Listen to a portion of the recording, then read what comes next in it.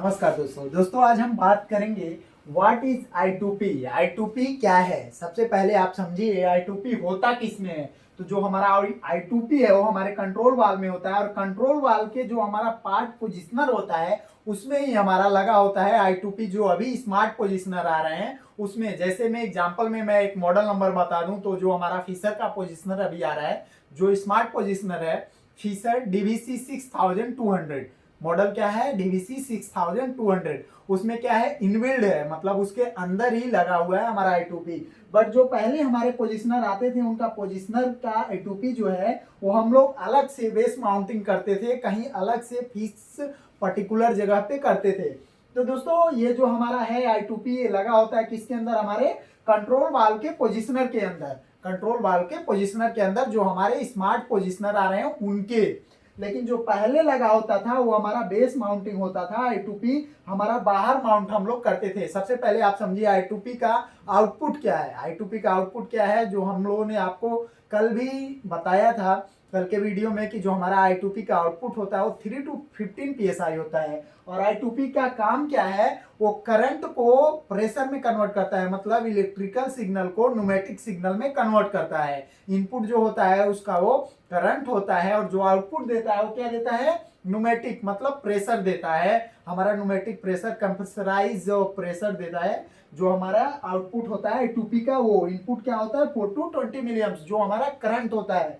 दोस्तों अब हम आते हैं अपने टॉपिक पे रिटर्न। सबसे पहला क्वेश्चन क्या है? How to work I2P converter. I2P converter कैसे काम करता है?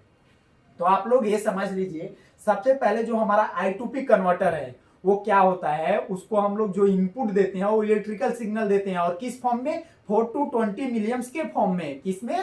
4 to 20 मिलियम्स के फॉर्म में। और जो हम लोग आउटपुट उससे लेते हैं वो किस में लेते हैं? न्यूमेटिक सिग्नल, मतलब किसमें? Pressure, air. हम लोग किस में लेते हैं? उसका क्या यूनिट रहता है जो हम लोग आउटपुट लेते हैं? 3 to 15 PSI। उसका 3 to 15 PSI जो हमारा I2P का आउटपुट रहता है वो हमारा न्यूमेटिक प्रेशर जो रहता है 3 to 15 PSI है। मतलब ये हो गया जो हमारा I2P है उसका क्या कार्य है? इलेक्ट्रिकल सिग्नल को लेके न्यूमेटिक सिग्नल में कन्वर्ट करने का कार्य करता है। कौन? हमारा I2P, इसका ये कार्य है। उसके बाद हम लोग आपको बताएंगे I2P कन्वर्टर ट्रबल शूटिंग। मतलब I2P जो हमारा ट्रबल शूटिंग आता है I2P में, जो हमारा इलेक्ट्रिकल टू न्यूमेटिक सिग्नल को कन्वर्ट करता है, उसका कुछ कन्वर्टर जो होता है I2P कन्वर्टर होता है, उसमें जो ट्रबल शूटिंग करते हैं उसके बारे में भी इस वीडियो के माध्यम से हम सभी आपको बताएंगे। सबसे पहले हम लोग स्टार्ट करते हैं ये काम कैसे करता है और इसमें पार्ट्स क्या क्या होता है, वो चीजें आपको मैं जस्ट एक बार बता देता हूँ। क्या क्या होता है वो समझ लीजिए, और ये ऑपरेट कैसे होता है वो भी मैं इस वीडियो के माध्यम से आप सभी को बताऊंगा। तो इसमें क्या होता है, सबसे पहले आप समझिए, regulator for the I2P converter. एक हम रेगुलेटर लगाते हैं, किसके लिए लगाते हैं? जो हमारा इनलेट एयर, मतलब कंप्रेसराइज्ड एयर आता है, इंस्ट्रूमेंट एयर आता है, उसको लेके हम लोग किसके थ्रू? सबसे पहले इनलेट आया, यहाँ पे कनेक्ट हुआ हमारे किसमें? FR में, एयर फिल्टर रेगुलेटर में। वहां से हम लोग कनेक्ट करते हैं और उसको लाके कहाँ जोड़ देते हैं? I2P के इनलेट में। कहाँ जोड़ते हैं? I2P के इनलेट में। और जो हमारा I2P का इनलेट होता है वो कहाँ चला जाता है? हमारे पोजिशनर या हमारे कंट्रोल वाल्व के पॉइंट पे, जहां से हम लोग मान लीजिए यदि फिल्ली ओपन है या फिल्ली क्लोज है, तो हम लोग जो हमारा कंट्रोल वाल्व का इनपुट है, जहां पे हमारा डायफ्राम है या पिस्टन टाइप है, तो वहां पे हम लोग कनेक्ट कर देते हैं। डायफ्राम टाइप है, मान लीजिए फिल क्लोज है। सबसे पहले आज एक चीज इसमें और आप समझिए जो एडिशनल मैं आप सभी को बता रहा हूं। तो आप लोग ट्यूबिंग देख के पहचान सकते हैं कि वाल्व फिल्ली क्लोज है और फिल्ली ओपन है। ये पहचानने का बहुत ही इजी तरीका मैं आज आप सभी को बता रहा हूं इस वीडियो के माध्यम से।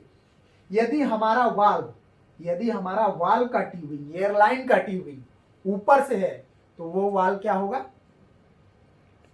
वो वाल्व कभी भी, जब हमारा एयरलाइन का ट्यूबिंग ऊपर से होगा तो वाल्व वो कभी भी हमारा फेल ओपन होगा। क्या होगा? फेल ओपन होगा। और जब हमारा वाल्व का जो ट्यूबिंग है नीचे से होगा वो क्या होगा? फेल क्लोज होगा। क्या होगा? फेल क्लोज होगा। इस चीजों को हमेशा ध्यान रखिए। तो इससे क्या फायदा होगा आपको? आपके पास मान लीजिए वाल्व पे कोई डिटेल रहे या ना रहे, आप उसको जस्ट देख के भी पहचान सकते हैं कि वाल्व फेलली ओपन है, एयर टू क्लोज है और एयर टू ओपन है। आप फाइंड आउट बहुत ही इजिली कर सकते हैं। चलिए हम लोग स्टार्ट करते हैं अभी अपना टॉपिक फिर से। ये क्या होता है, जो हम लोगों ने इनलेट एयर लेके आया वो 20 psi लेके आया, एयर सप्लाई जो हमारा है हम लोग I2P के इनपुट में दे दिए। इनपुट में हम लोग कितना psi कनेक्ट किए हैं, 20 psi। कितना psi, 20 psi। और जो हमारा आउटपुट में है वो हम लोग कितना लेते हैं, 3 to 15 psi। कितना, 3 to 15 psi according to command. यदि हम लोग 4 मिलियम्स का कमांड दिए, 0% का कमांड दिए, तो हमारा आउटपुट कितना जाता रहेगा, 3 psi। कितना, 3 psi जो हमारा है वो जाता रहेगा I2P से एयर हमारे कंट्रोल वाल्व को। हम लोग 3 psi ही क्यों लिए, 0% पे हम लोग 3 psi ही क्यों लिए, हम क्यों नहीं 0 लिए, इसका भी मैं आपको कल जो नेक्स्ट वीडियो बनाऊंगा उसके बारे में ही बताऊंगा कि हम लोग 3 psi ही 0% पे क्यों लिए, क्यों नहीं 0 लिए, वो भी मैं कल नेक्स्ट वीडियो में बताऊंगा। आज आप सबसे पहले समझिए कि I2P काम कैसे करता है और इसका ट्रबल शूटिंग कैसे करती है। दोस्तों जब हम इसको 0 दिए तो ये 3 psi दे रहा है, और जब हम इसको 100 दिए तो ये 15 psi आउटपुट दे रहा है। ये कहाँ चला जाता है, हमारे वाल में। जब ये वाल में जाता है तो यदि हम लोगों ने इसको 100% का कमांड दिया तो ये मान लीजिए वाल क्या है, ईयर टू क्लोज है, एयर फेल ओपन है, तो जो हम लोग इसको 100% कमांड देंगे तो ये क्लोज हो जाएगा। तो क्या होगा, क्लोज हो जाएगा। और जैसे 0% हम कमांड करेंगे ये क्या होगा, ओपन हो जाएगा। ये फेल टू ओपन वाल्व है, तो फेल टू ओपन वाल्व है तो ये देखिए, ये हम लोग ट्यूबिंग कहां से कनेक्ट कर रहे हैं, ऊपर से। ये क्या है, वाल्व क्या है, फेल टू ओपन। क्या है, फेल टू ओपन। ये आप लोग हमेशा याद रखिएगा।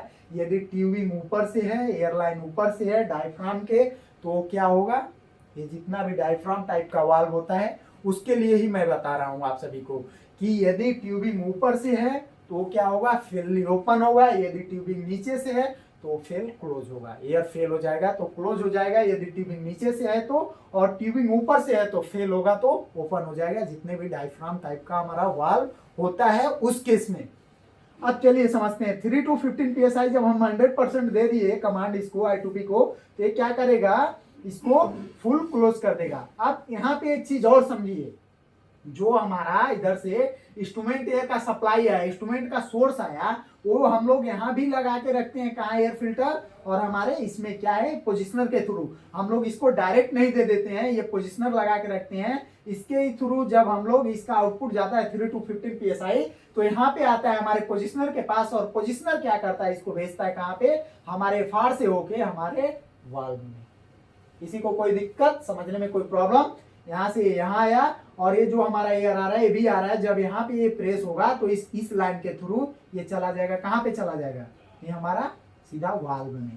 और ये जो है ये हम लोग एक फार लगा के इसमें भी प्रेशर होल्ड करके रखते हैं, क्योंकि आप जानते हैं कि जो हमारा वाल्व ऑपरेट होता है, मैं आपको पहले भी बताया था नेक्स्ट वीडियो में कि जो हमारा वाल्व होता है, हमारे वाल्व का बेंच सेट होता है, कि हमारा जो वाल्व का बेंच सेट होता है उसी पे डिपेंड करता है हमारे वाल्व का ट्रेवलिंग। हमारे वाल्व का ट्रेवलिंग किस पे डिपेंड करता है, जो हमारे वाल्व का बेंच सेट होता है। बेंच सेट मतलब क्या, मान लीजिए ये वाल्व का बेंच सेट मैं एग्जांपल में बता देता हूं, किसका भी बेंच सेट एग्जांपल बता रहा हूं, आप सभी को याद रखिएगा। 3 to 15 psi है, 3 to 15 psi है। तो यदि ये 3 psi आएगा तो क्या रहेगा, यदि ये फिल्ली ओपन है तो 3 psi आएगा तो क्या रहेगा, ओपन ही रहेगा, वो क्लोज नहीं होगा। जैसे ही इसको आप 15 psi देंगे या उससे मतलब एवब दिए 15 psi जैसे ही होगा ये क्या हो जाएगा, क्लोज हो जाएगा। 15 psi जैसे ही आएगा क्लोज हो जाएगा। और इसको जब आप 15 psi देंगे तभी जाके ये क्लोज होगा। यदि आप इसको सोचिए 10 psi देके क्लोज कर दें और कंटिन्यू इसको होल्ड रखें 10 psi तब भी क्लोज होगा, तो ऐसा भी नहीं है। क्योंकि सबसे हमारा इंपॉर्टेंट क्या होता है, बेंच सेट। यदि हमको वाल का ट्रैवलिंग प्रॉपर चाहिए और पोजीशन परफेक्ट यदि ऑपरेट उसको करना है, तो सबसे पहले हमको देखना पड़ेगा वाल का बेंच सेट। और बेंच सेट ही सेट करने के लिए हम लोग एडिशनल एयर जो ले रहे हैं, इंस्ट्रूमेंट एयर, एडिशनल एयर यहाँ पे लेके होल्ड करेंगे, और जो I2P से आएगा उसको हम लोग मिला के और इस वाल को क्लोज करेंगे या ऑपरेट करेंगे। ये सारी चीजें पहले आती थी, बट अभी जब से हम लोग देख रहे हैं फील्ड में बहुत सारे चेंजेस आ गए। अभी क्या है, स्मार्ट पोजिशनर आ रहा है, जिसमें हमारा I2P इनबिल्ड है विथ रिले के साथ, मतलब हमारे पोजिशनर के ही अंदर I2P लगा हुआ आ रहा है, जो कि आप जैसे ही उसको इलेक्ट्रिकल सिग्नल दे रहे हैं वो आपको न्यूमेटिक सिग्नल कन्वर्ट करके उसी पोजिशनर के ही अंदर से दे रहा है, जिसका मैं एक का मॉडल भी बताया, फिशर DVC 6200। फिशर कंपनी का name make Fisher model DVC 6200, जो कि उसी में इनबिल्ड है, वो स्मार्ट पोजिशनर है। आप लोग को कुछ उससे रिलेटेड भी वीडियो चाहिए तो आप लोग कमेंट कर सकते हैं। ऑलरेडी वो कैसे काम करता है, क्या है, कौन से पार्ट का क्या नाम है, वो वीडियो मेरे यूट्यूब चैनल पे अवेलेबल है, आप वहां से जाके भी देख सकते हैं। अब मान लीजिए जैसे यहाँ से आया, ये प्रेस किया और ये जाके वाल्व हमारा ओपन क्लोज होने लगा, तो ये क्या हुआ, हमको यहाँ से क्या देगा, ये क्या है हमारा फीडबैक सिस्टम। मतलब जब हमारा ऑपरेट होगा तो हमको एक DCS को भी फीडबैक जाएगा, हमको फीडबैक यहाँ से हम लेके जाएंगे, जो हमको पता चलेगा कि हमारा वाल्व हमने इनपुट 4 दिया। मान लीजिए एग्जांपल में हमने इनपुट इसको 4 मिलियम्स का दिया, इनपुट हम लोग 0 दे दिए, कमांड 0 दे दिया, ऐसे समझिए सिंपल सा कि आप लोग कमांड 0 दिए। जब आप कमांड इसको 0 दिए तो इसको क्या हुआ, ये वाल्व ओपन हो गया। तो हमको कैसे पता लगेगा कि DCS में हमारा वाल्व ओपन है या क्लोज है, वही चीजें हम लोग यहाँ से लेके जाते हैं कहाँ पे, हमारे सीधा PLC पे। कहाँ ले जाते हैं, PLC पे। और ये चीजें सारी चीजें मैं इसमें बताऊंगा आप सभी को, आप इस पे ध्यान दीजिएगा। ट्रबल शूट के बारे में भी अभी मैं बताऊंगा आप सभी को। ये क्या है, ये वाल्व ऑपरेट होने लगा, इतना यदि आपने प्रोसेस को फॉलो किया तो उसमें हम लोग किसको कंट्रोल करते हैं, किसको कंट्रोल करते हैं, इसको। क्या है ये, फ्लूइड, कुछ भी हो सकता है, स्टीम हो सकता है, गैस हो सकता है, लिक्विड कोई हो सकता है, कुछ भी हो सकता है। तो हम लोग किसको कंट्रोल करते हैं, ये हमारे प्रोसेस की फ्लूइड को। तो अब हम आपको बताएंगे कि ट्रबल शूटिंग यदि करना है, हमारे I2P का ट्रबल शूटिंग करना है तो हम लोग कैसे फाइंड आउट करेंगे, उस चीज पे आते हैं हम लोग। आप भी रिटर्न, आपने समझा कि कैसे हम लोग कमांड देते हैं तो कौन सा प्रोसेस होता है, फिर कौन सा कमांड आता है तो कौन सा प्रोसेस होता है, फिर हमको DCS में फीडबैक कहां से मिलता है, यहां तक समझा। अभी अब हम लोग बात करेंगे ट्रबल शूटिंग के बारे में। अब समझिए जो हमारा I2P है, क्या करेंगे, जो हमारे PLC से निकलेगा, ये मान लीजिए हमारा यहाँ से एक हम लोग ये वो लिए, क्या लिए, ये वो लिए, क्या रहता है, पहले सब आपको मैं कल भी बताया था, जो हमारा यो है वो क्या है, जो हमारा कंट्रोल वाल्व का कमांड है वो क्या है, यो का फुल फॉर्म क्या है, एनालॉग आउटपुट। एनालॉग आउटपुट, जो हम लोग उसको किस फॉर्म में मेजर करते हैं, 4 to 20 मिलियम्स, करंट के फॉर्म में 4 to 20 मिलियम्स, जो हमारे इंस्ट्रूमेंट का है। अभी मैं एक क्वेश्चन आपको ये और बता दूं कि हम लोग 4 मिलियम्स ही क्यों यूज किए, हम लोग 0% पे 4 मिलियम्स ही क्यों यूज किए। इसका 3 रीजन हो सकता है। आपको यदि इंटरव्यूअर ने पूछा कि हम लोग 0% पे 4 मिलियम्स ही क्यों यूज करते हैं या क्यों यूज किए, तो सबसे पहला जो है 4 to 20 मिलियम जो हमारा है वो लिनियरिटी के लिए है। दूसरा नंबर, यदि हमारा कुछ भी ब्रेकआउट हुआ, मान लीजिए केबल फाइंड आउट करने के लिए, तो बीच से कहीं केबल तो कट नहीं हो गया। दूसरा ये हमारा हो गया प्रोटेक्शन, ये हमको इजीली हम लोग फाइंड आउट कर सकते हैं, क्योंकि यदि हम अपने फील्ड में चेक करते हैं तो हमको 4 मिलियम्स मिल रहा है, मतलब हमारे DCS से और हमारे फील्ड तक का केबल ओके है, जो भी प्रॉब्लम है हमारे इंस्ट्रूमेंट में है। दूसरा लेने का 4 मिलियम्स रीजन। तीसरा क्या है, जो हमारा कोई भी इलेक्ट्रॉनिक कंपोनेंट है उसको ऑन होने के लिए मिनिमम 3.5 मिलियम्स चाहिए। कितना चाहिए, 3.5 मिलियम्स। तो हम लोग एडिशनल सेफ्टी के लिए, अपने इक्विपमेंट सेफ्टी के लिए 0.5 ऐड करके लिए 4 मिलियम्स। और नेक्स्ट एक आपसे फिर इंटरव्यूअर एक क्वेश्चन करता है, यहाँ पे क्या क्वेश्चन किया कि हम लोग 20 मिलियम्स ही क्यों लिए, हम लोग 20 मिलियम्स ही क्यों लिए, हम लोग 25 भी ले सकते थे, 50 भी ले सकते थे। तो पहला नंबर वो लीनियर और इक्वल आता है, percentage according to equal odd and to even, linear of equalisation equal आता है। और नेक्स्ट जो है, जो एक ह्यूमन बॉडी, मतलब ह्यूमन बॉडी जितना इलेक्ट्रिसिटी ऑब्जॉर्व कर सकता है, जितना सहन कर सकता है, वो हमारा है 30 मिलियम्स तक होता है। 30 मिलियम्स तक का एक ह्यूमन बॉडी सस्टेंस कर सकता है, सह सकता है। लेकिन हम लोगों ने सेफ्टी को देखते हुए, सेफ्टी पर्पस को देखते हुए हम लोगों ने 10 मिलियम्स और कम करके और 20 मिलियम्स के साथ लिनियरिटी बनाने के लिए हम लोग यूज किए 4 to 20 मिलियम्स। तो अभी आपको यदि कोई क्वेश्चन और क्यूरी है तो आप हमसे डायरेक्टली पूछ सकते हैं। यदि वीडियो अच्छा लगा तो चैनल को सब्सक्राइब कीजिए और वीडियो को शेयर कीजिए। चलिए हम लोग रिटर्न आते हैं अपने टॉपिक पे। जब यहाँ से आयो निकला, मान लीजिए ट्रबल शूटिंग हम लोग कर रहे हैं, इसको कंप्लीट करेंगे। हम लोग यहाँ से कमांड दिए, ओ का कमांड दिए, ये कहाँ आता है हमारे जंक्शन बॉक्स में।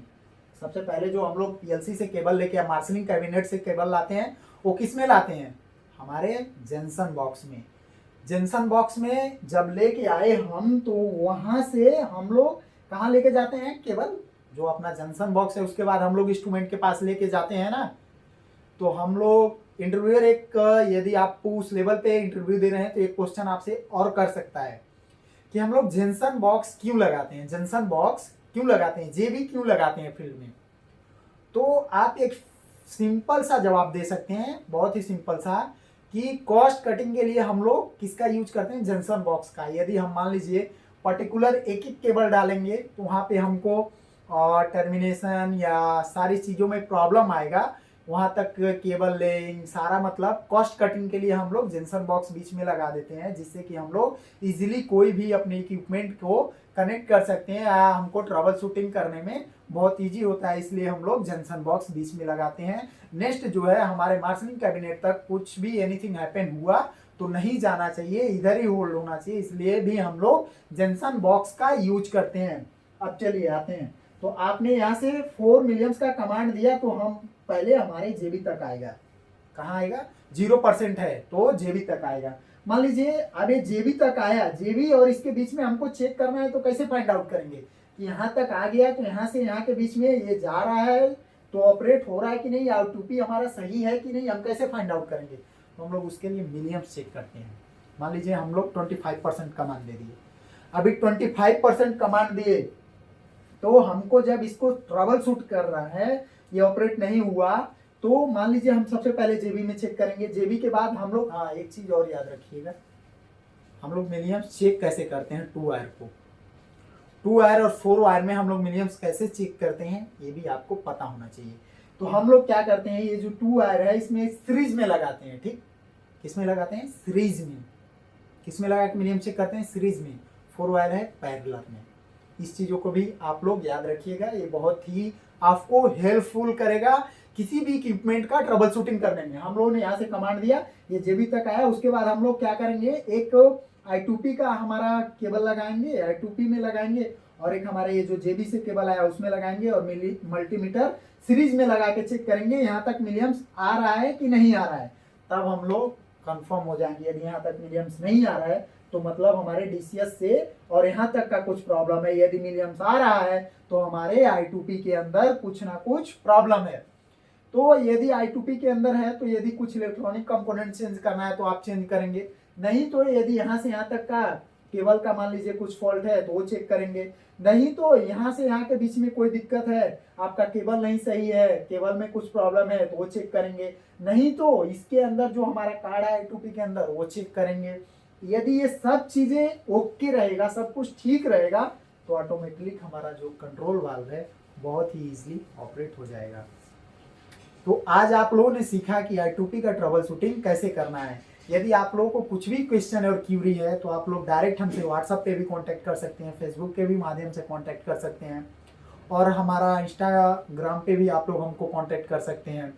दोस्तों, यदि कुछ भी क्वेश्चन क्यूरी और ट्रबल शूटिंग में आप लोगों को प्रॉब्लम आ रहा है तो मैं 24 आवर्स आप लोगों का हेल्प करने के लिए अवेलेबल हूँ। हमारे टीम में बहुत सारे लोग हैं जो कि आपको हेल्प करेंगे, गाइड करेंगे, और आपको ट्रबल शूटिंग से सलूशन और समाधान बताएंगे। ट्रबल शूटिंग के बारे में, कौन सा ट्रबल शूट कैसे करना है, क्या प्रॉब्लम आ रहा है तो कैसे रेक्टिफाई करना है। आप लोग को कुछ भी क्वेश्चन और क्यूरी है तो आप लोग हमसे डायरेक्ट कांटेक्ट कर सकते हैं। दोस्तों, यदि वीडियो अच्छा लगा हो तो चैनल को सब्सक्राइब कीजिए, वीडियो को शेयर कीजिए और वीडियो को लाइक कीजिए। जय हिंद, जय भारत।